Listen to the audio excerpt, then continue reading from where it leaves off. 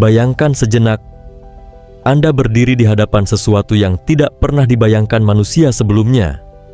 Sebuah gerbang besar tidak terbuat dari kayu, batu, atau logam, tetapi dari waktu itu sendiri. Ini bukan sekadar pintu biasa, melainkan celah di antara dimensi. Di baliknya, terhampar perjalanan yang akan membawa kita jauh, jauh ke masa lalu. Ke zaman yang bahkan lebih tua dari fosil tertua, lebih tua dari samudera pertama, lebih tua dari segalanya. Hari ini, kita akan melakukan perjalanan yang mustahil. Hari ini, kita akan kembali ke titik awal bumi. Apakah Anda siap? 1000 tahun, 10.000 tahun, 1 juta tahun, 100 juta tahun, kita terus mundur, melewati zaman dinosaurus, melihat benua menyatu dan terpisah, menyaksikan lautan naik dan surut. Tapi kita belum cukup jauh. 1 miliar tahun, 2 miliar tahun, 3 miliar tahun, kita semakin mendekat. 4,54 miliar tahun yang lalu. Dan akhirnya, kita tiba. Inilah dia, bumi.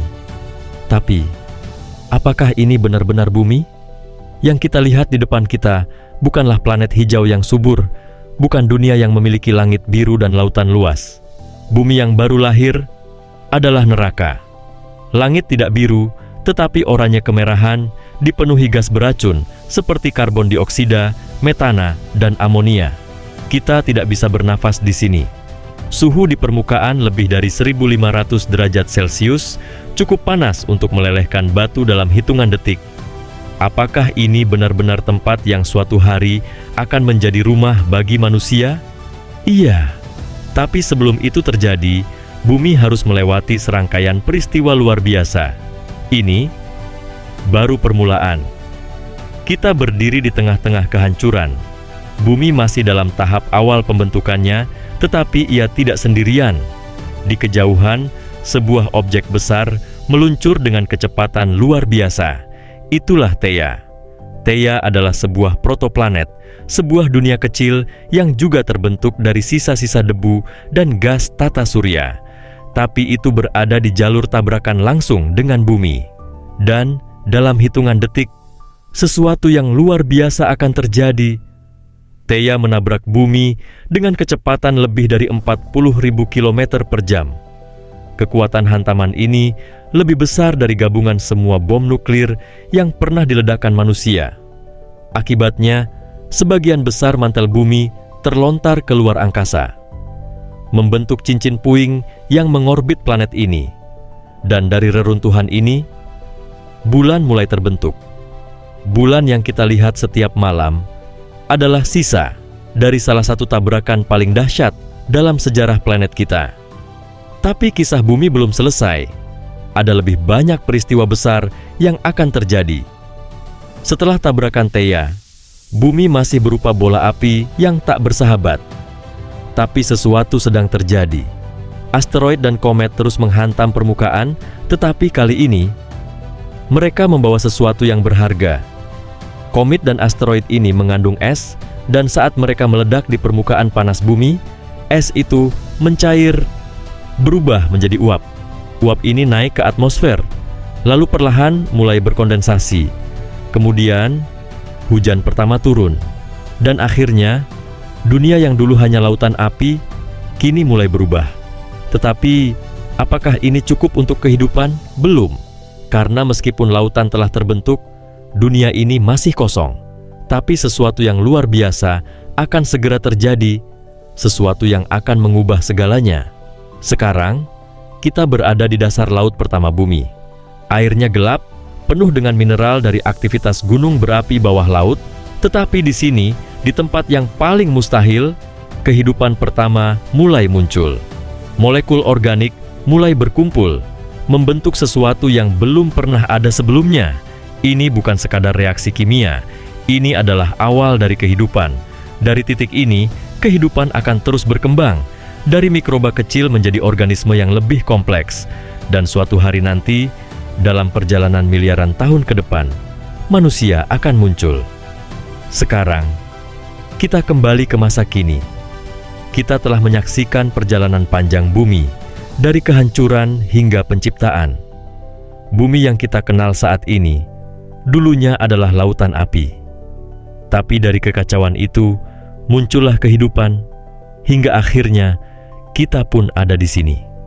Jadi, lain kali Anda melihat ke langit malam dan melihat bulan bersinar, ingatlah bahwa ia lahir dari tabrakan dahsyat yang hampir menghancurkan dunia kita. Ini adalah kisah asal mula kita, kisah tentang bagaimana segalanya dimulai. Sudah ribuan tahun sejak hujan asteroid dan komet mulai mengisi lautan pertama di bumi. Tapi dunia ini masih belum bisa dihuni.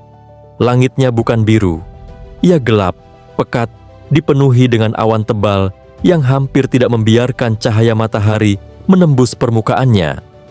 Petir menyambar tanpa henti, menerangi langit sesaat sebelum kembali diselimuti kegelapan.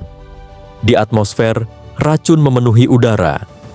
Karbon dioksida, metana, amonia, dan sulfur bercampur membentuk awan yang menghalangi oksigen untuk berkembang. Tapi justru di bawah kondisi yang paling keras ini, sesuatu mulai berubah. Ini bukan lagi sekadar batu dan air. Ini adalah awal dari kehidupan.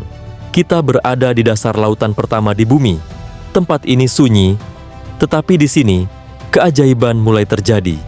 Di antara retakan-retakan kerak bumi, panas dari inti planet memanaskan air yang kaya akan mineral. Inilah gunung berapi bawah laut.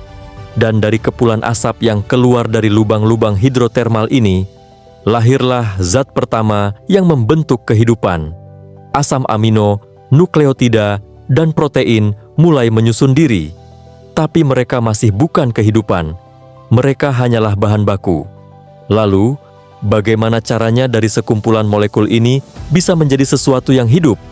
Ada sesuatu yang hilang, sesuatu yang akan mengubah segalanya. Selama jutaan tahun, molekul-molekul ini terus bereaksi. Mereka bertabrakan, bergabung, terpecah, hingga pada suatu saat, sesuatu yang mustahil terjadi. Ini adalah protosel. Ini adalah awal dari kehidupan yang sebenarnya. Disinilah segalanya dimulai. Dari satu sel kecil ini, suatu hari nanti, kehidupan akan berevolusi menjadi organisme yang lebih kompleks. Dari bakteri menjadi makhluk bersel banyak, dari ikan pertama yang berenang di lautan, hingga akhirnya manusia. Tapi sebelum itu terjadi, bumi masih harus melalui perubahan besar lainnya. Bumi terus berkembang. Kehidupan mikroba mulai mengambil alih lautan. Atmosfer mulai perlahan berubah. Tetapi, sebuah bencana terjadi. Suhu bumi turun drastis. Matahari tidak cukup panas untuk menahan pendinginan planet ini. Dan dalam waktu jutaan tahun, bumi berubah menjadi bola salju. Bumi nyaris mati. Tetapi, di bawah permukaan es, kehidupan terus bertahan. Di kedalaman lautan, mikroba-mikroba pertama masih hidup, menunggu saatnya dunia kembali mencair. Dan ketika gunung berapi mulai mengeluarkan lebih banyak karbon dioksida ke atmosfer, sesuatu terjadi. Es mulai mencair dan bumi kembali pulih. Lautan kembali biru, atmosfer mulai berubah. Dan tiba-tiba, sesuatu yang belum pernah terjadi sebelumnya mulai terjadi. Kehidupan mulai menciptakan sesuatu yang baru. Mereka mulai mengeluarkan gas yang belum pernah ada dalam jumlah besar di atmosfer sebelumnya, oksigen. Tetapi oksigen ini juga merupakan racun bagi banyak makhluk yang hidup di bumi saat itu. Banyak mikroba yang tidak bisa bertahan dan punah. Tetapi mereka yang bisa beradaptasi mulai berkembang. Dan dari sinilah kehidupan mulai menjadi lebih kompleks. Selama miliaran tahun, kehidupan hanya ada di lautan. Tapi suatu hari, ada yang berubah. Beberapa di antara mereka mulai mencoba sesuatu yang baru, keluar dari air. Ini adalah langkah pertama menuju dunia yang akan dihuni oleh reptil, dinosaurus, mamalia, dan akhirnya manusia. Dari sini, evolusi akan terus berjalan. Sekarang, kita telah menyaksikan perjalanan panjang bumi, dari lautan api hingga menjadi dunia yang penuh kehidupan. Dari satu sel kecil hingga akhirnya manusia. Tapi perjalanan ini belum selesai. Manusia hanyalah bagian kecil dari sejarah panjang planet ini. Siapa yang tahu apa yang akan terjadi jutaan tahun ke depan? Apakah kita akan tetap ada, ataukah kita hanya akan menjadi salah satu dari banyak spesies yang pernah hidup di bumi? Yang jelas, sejarah ini mengajarkan kita satu hal: bumi terus berubah, dan kita hanya bagian dari perjalanannya. Kita hanyalah penumpang di planet ini. Kita bukanlah pemiliknya.